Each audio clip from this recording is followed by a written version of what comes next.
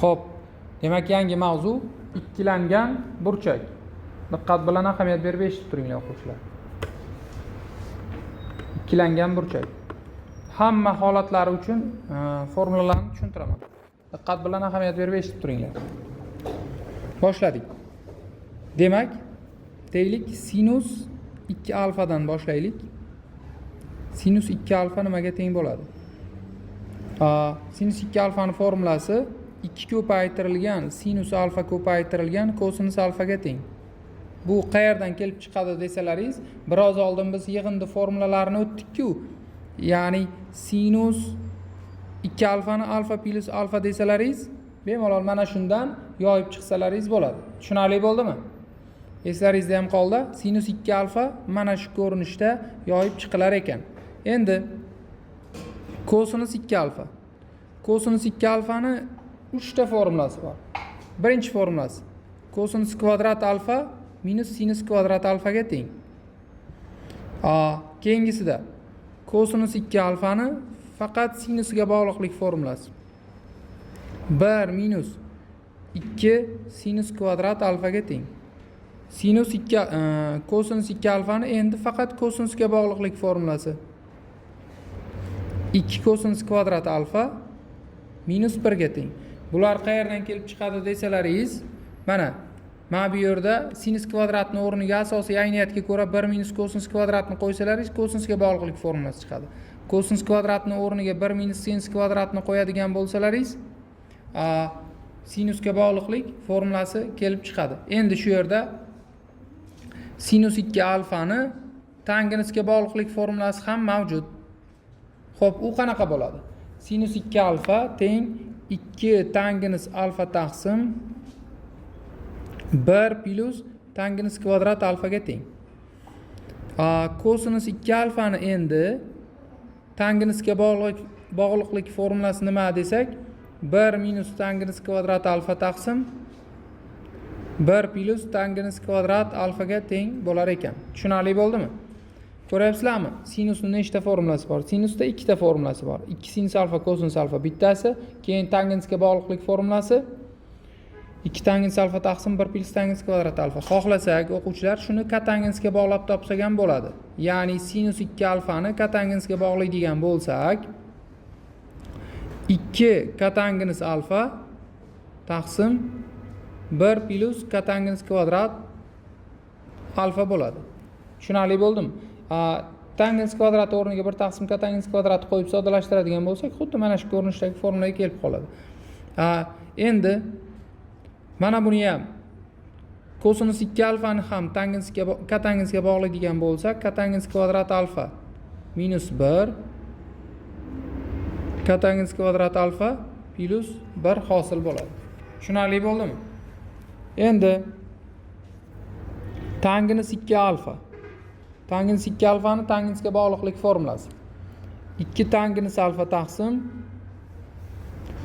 1 minus tangens kvadrat alfa. Hozir o'quvchilar mana shuni va mana shuni isbotini ham tushuntiraman. Diqqat bilan ahamiyat beringlar. Endi shuni kotangensga bog'laydigan bo'lsak, tangens 2 alfani kotangensga bog'liqlik formulasi 2 kotangens alfa taqsim kotangens kvadrat alfa minus 1 ga teng. Xo'p, kotangens 2 alfa nimaga teng desalaringiz, buni 1 taqsim tangens 2 alfa deb yozib olamiz.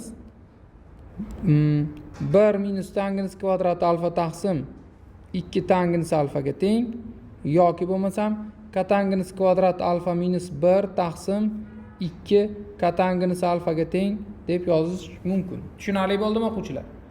Hammani esda qoldi? Xo'p, men sizlarga ikkitasini isbotini tushuntiraman degan edim.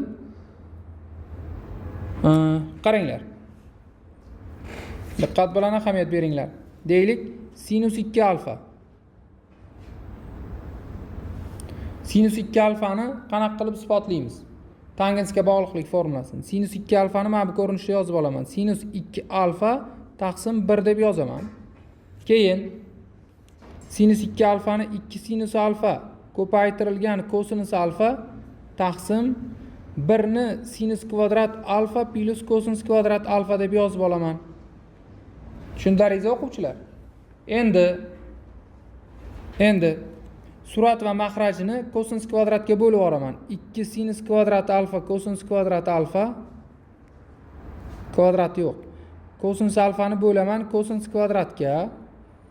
Mahrajini bo'lsa sinus kvadrat alfa plus kosinus kvadrat alfa yig'indini ham kosinus kvadratga bo'laman. Ya'ni kasrning surat va mahrajini bir xil songa bo'lyapman.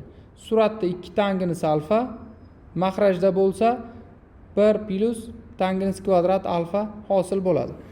Tangens 2 alfani ham xuddi shunaqa isbotlasa bo'ladi. Yoki bo'lmasam tangens 2 alfa degani bu 2 sinus 2 alfa taqsim kosinus 2 alfaga teng bo'ladi. Tushunarli bo'ldimi o'quvchilar? Endi keyingisida qaranglar. Sinus 3 alfa yoki kosinus 3 alfa. Shular nimaga teng? Sinus 3 alfa hozir pasini cho'rnak qilib nima qilib olamizda, keyin o'chirib tashlayman. Sinus 3 alfani alfa plus 2 alfa desam, sinus alfa ko'paytirilgan kosinus 2 alfa plus kosinus alfa ko'paytirilgan sinus 2 alfa. Endi sinus alfa ko'paytirilgan mana buni 1 minus 2 sinus kvadrat alfa deb yozib olaman. Plus kosinus 2 ko'paytirilgan sinus alfa ko'paytirilgan 1 minus sinus kvadrat alfa. Yana hosil bo'ladi bu yerda 3 sinus alfa minus 4 kosinus kub sinus kub alfa. Tushunarli bo'ldimi? Endi kosinusdachi 4 kosinus kub alfa minus 3 kosinus alfaga teng bo'ladi.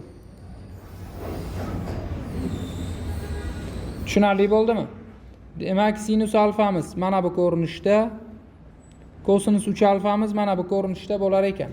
Xo'p, endi shu yerda yana men sizlarga bir nechta qo'shimcha formulalar yozib tushuntiraman. Diqqat qilinglar.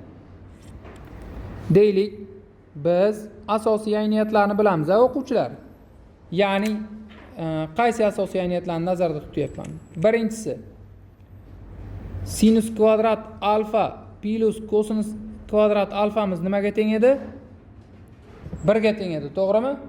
Shundan sinus 4 alfa plus kosinus 4 alfa 1 minus 2 dan 1 sinus kvadrat 2 alfaga teng bo'ladi. Keyingisida uchinchisida sinus 6 alfa plus kosinus 6 alfa 1 minus 3 taqsim 4 sinus kvadrat 2 alfaga teng bo'ladi. To'rtinchisida sinus 8 alfa plus kosinus 8 alfa bo'lsa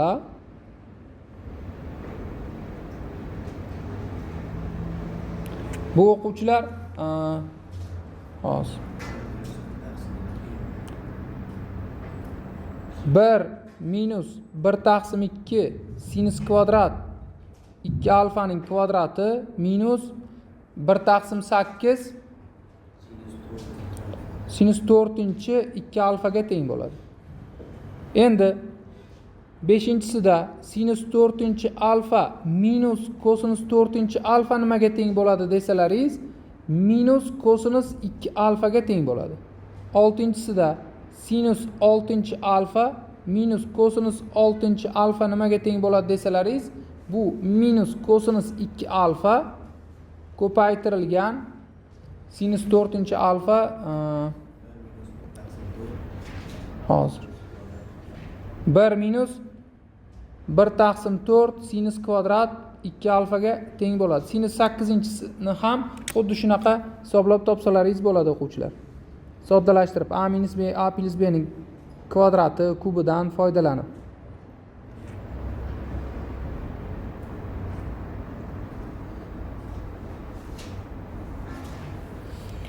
Demak, ikkilangan burchakda aytmoqchi bo'lgan gaplarimiz, formulalarimiz mana shulardan iborat. Endi o'quvchilar shu mavzuga doir bir nechta misollar ko'ramiz. Diqqat bilan ahamiyat berib eshitib turinglar.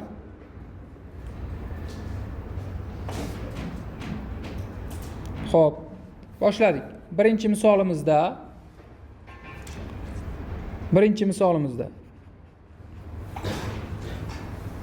2 tangens 22,5 gradus taqsim mahrajda tangens kvadrat 22,5 gradus minus 1 berilgan.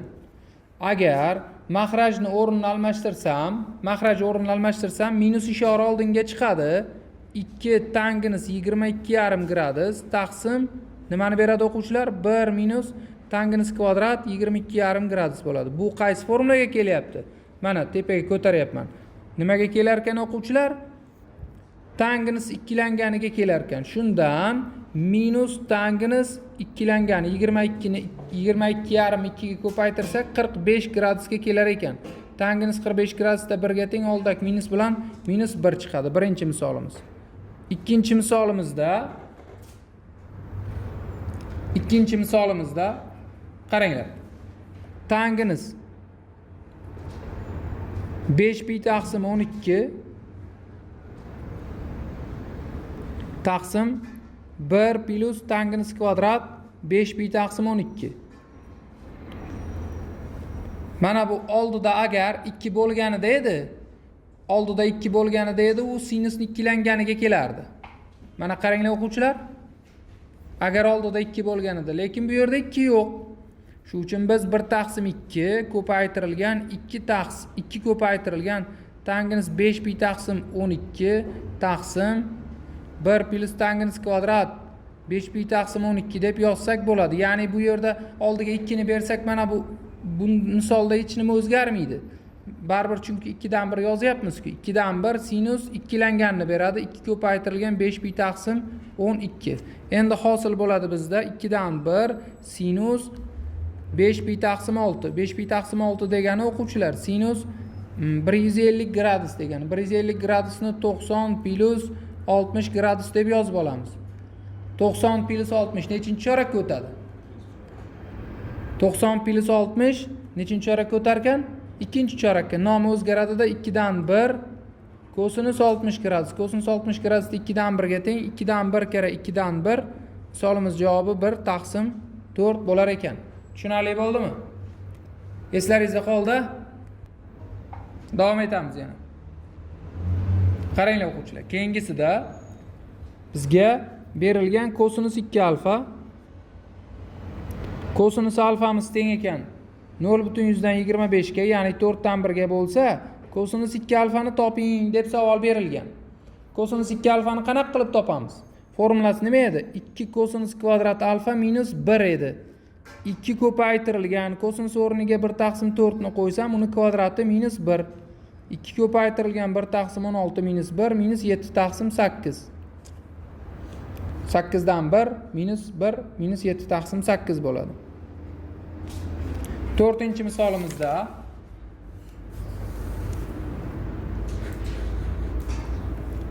misolimizda qaranglar. Bizda katangimiz alfa taqsim 2 berilgan 1 taqsim 4 ga teng deb savolda sinus alfani toping deb savol berilgan. Xo'p, sinus alfa taqsim 2 ni biz x deb olsak, alfamiz teng bo'ladi 2x ga. Shunda mana bu x, ya'ni katangimiz x teng 1 taqsim 4 ga ekan. Shunda mana bu nima bo'ladi? Sinus 2x bo'ladi. Shuni topishimiz kerak. Katangimiz berilgan holatdan tanginisni topsak nimaga teng bo'ladi? 4 ga teng bo'ladi, to'g'rimi? Yaxshi, tanginisni topdik. Sinus 2x ning tanginisga bog'liqlik formulasi bor edi. Nima edi u? 2 tanginis x taqsim 1 plus tanginis kvadrat x. 2 kara 4 1 plus 16. 8 taqsim 17 ekan misolimiz javobi. Tushunarli bo'ldimi? Yaxshi, davom etamiz.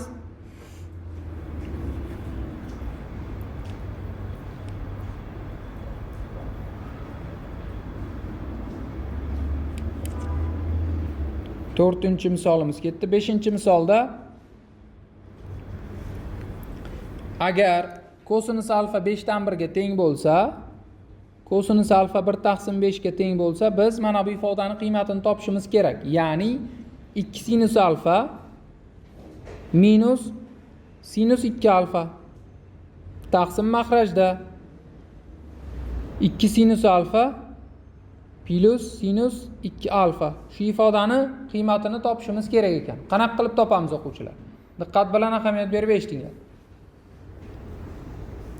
2 sinus alfa minus sinus 2 alfani 2 sinus alfa ko'paytirilgan kosinus alfa deb olamiz. Taqsim makrajda 2 sinus alfa plus 2 sinus alfa ko'paytirilgan kosinus alfa. Suratda umumiy ko'paytuvchi 2 sinus alfa bor olib chiqsam 1 minus kosinus alfa qoladi. Makrajda 2 sinus alfani olib chiqsam 1 plus kosinus alfa qoladi. 1 minus kosinus alfa taqsim 1 plus kosinus alfa. 1 minus 0,2, 1 plus 0,2. 0,8 taqsim 1,2. Qisqarib 2 taqsim 3 qoladi. Tushunarli bo'ldimi? Hammani esda qoldi. Shu misoldan uzoqlashmagan holda shunga o'xshagan yana bitta misol tushuntiraman. Agar bizda katangimiz berilgan bo'lsa nima bo'ladi?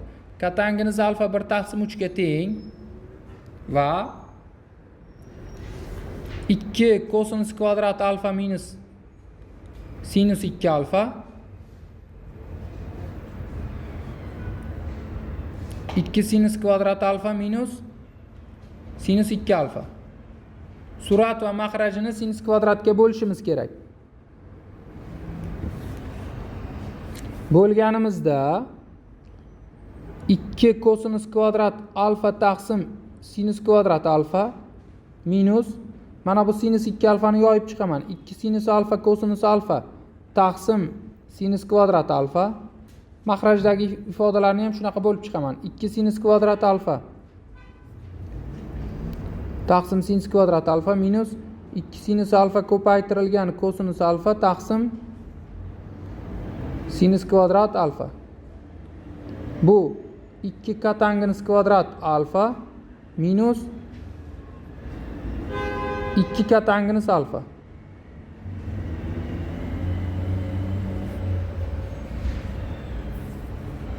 2 minus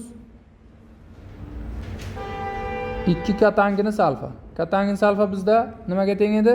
3 dan 1 ga teng. 2 kara 1 taqsim 9 minus 2 kara 1 taqsim 3 taqsim 2 minus 2 kara 1 taqsim 3. 2 taqsim 9, 2 taqsim 3. Taqsim suratda umumiy makraj berganimizda 6 minus 4 taqsim 9. Makrajda 6 4 taqsim 3. Minus 1 taqsim 3 bo'lar ekan. Tushunarli bo'ldimi o'quvchilar? Hammani esda qoldi?